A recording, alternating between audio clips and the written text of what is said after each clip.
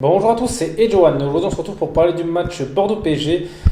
Donc, qui s'est soldé par une victoire 1-0 du PSG. Voilà, donc ce fut un match quand même assez compliqué pour le PSG, surtout au deuxième mi-temps. Donc, ça, on va revenir sur ce match. Alors, déjà, noter sur ce match qu'il y avait 6 titulaires absents.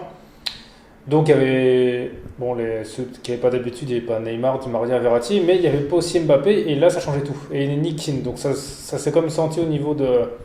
Donc l'absence de tous les cadres du PSG, pour moi, ça veut vraiment fait ressentir parce que pour moi, le PSG là était vraiment une équipe, on va dire, lambda de Ligue 1. Voilà, et je les ai pas trouvés éclatants. Ils ont pas eu beaucoup d'occasions.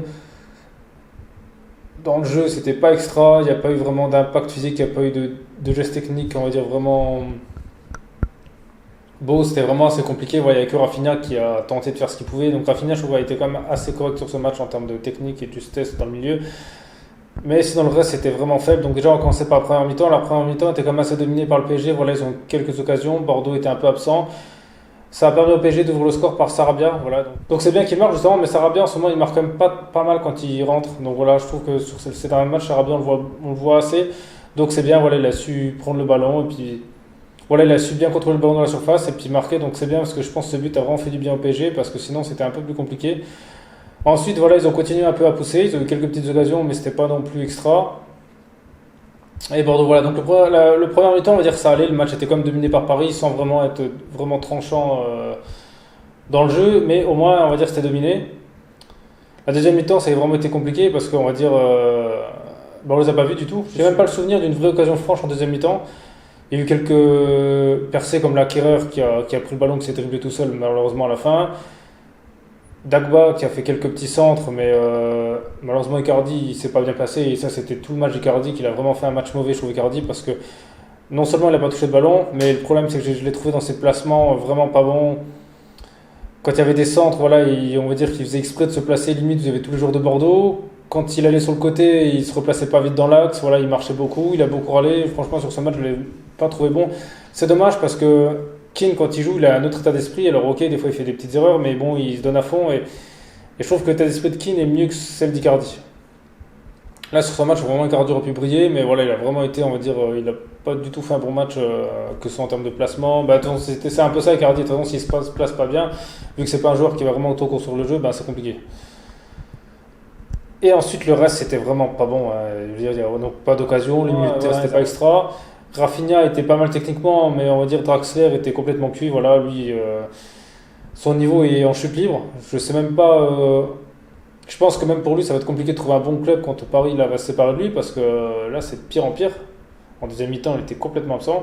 Et sur ce match, heureusement qu'il y avait Kimpembe et Marquinhos en défense, parce que je pense que sans eux, ça aurait été compliqué. Marquinhos a fait énormément de travail justement de la tête en défense. Et aussi surtout Navas, qui a vraiment sauvé l'équipe du PSG, parce que pour moi, cette victoire, elle est grâce à Navas. Et la maladresse de Bordeaux, parce que Bordeaux a eu deux très bonnes occasions en deuxième mi-temps. Il y a eu d'abord la frappe de Benafa, et après en fin de match, il y a eu Jimmy Briand là, qui a fait une super tête, et ça c'est un super arrêt de Navas, parce que ça lève à la sortir, et je suis pas sûr que tous les gardiens la sortaient. Et pour moi, c'est l'arrêt du match, parce que ça, il permet justement à Paris de ne pas couler. Parce que là, s'ils avaient pris le but, ça aurait été pareil, hein. Je veux dire, le match, ils sont pas voulu se mettre à l'abri. Voilà, c'est le problème là, du PSG qu'on peut leur reprocher, c'est ils ont pas été se mettre à l'abri. Voilà, en deuxième mi-temps, ils étaient, je sais pas s'ils étaient fatigués ou s'ils allaient pas, mais en tout cas, s'ils étaient fatigués, pour moi, Pochettino a un peu fait n'importe quoi, parce qu'il aurait dû faire rentrer plus de sang frais. Il aurait dû faire rentrer Simon. Moi, je pense qu'il faudrait le laisser un peu jouer, parce que c'est peut-être une future star, donc c'est bien de lui laisser du temps de jeu. En plus, ça aura apporté de la fraîcheur, parce que là, en fin de match, Rafinha était complètement cuit. Ses courses, elles étaient vraiment difficiles. Les joueurs étaient plus rapides que lui. Donc je pense que le remplacer pour mettre un peu de 109, ça aurait pas été mal. Et puis si Simons, la seule entrée qu'il avait fait, j'avais trouvé comme assez dynamique, donc je pense qu'il aurait fait du bien. Je trouve que là, Pochettino a vraiment pris un risque. Et aussi Bordeaux, je vais vite fait parler d'eux, parce que c'est vrai qu'il reste sur, je crois, 6 matchs sans victoire. Mais là, avec le match qu'ils ont fait, on comprend, parce que là, le PSG était vraiment pas bon, et ils ont même pas tenté de faire quelque chose. Voilà, ils poussaient même pas, à part en fin de match, on va dire ça, mais il n'y a rien eu. Donc c'est sûr que là, heureusement que Paris sont tombés sur une équipe qui les a pas, on va dire, trop bougé, parce que je pense que là, le Paris là, c'est le Paris, voilà, qui a perdu contre Monaco, qui a fait des matchs nuls contre d'autres équipes. Voilà, c'est le Paris qui pour gagner, il faut que l'équipe adverse voilà, soit maladroit dans le but, ou ils s'attaquent pas trop, ben voilà, c'est ce qu'on a vu. Après, vu la composition de l'équipe, honnêtement, moi quand j'ai vu la compo de l'équipe avant le match, je me suis dit, je pense pas qu'ils vont gagner ce match. Donc on va dire qu'ils l'ont gagné, même si c'est vraiment pas d'une belle façon. C'est le plus important parce que c'est peut-être les 3 points là qui feront la différence en fin de saison. Donc voilà, mais c'est vrai que c'était le match où Navas les a sauvés en fin de match, sinon c'était compliqué. Donc voilà, après vous dites-moi dans les commentaires ce que vous avez pensé de ce match, si il y a des choses que j'ai pas dit, vous n'êtes pas d'accord avec moi, s'il y a des choses que vous avez relevées en plus. Donc voilà, sinon merci à tous d'avoir regardé cette vidéo, c'était Edgeone, on se retrouve très vite pour une prochaine vidéo.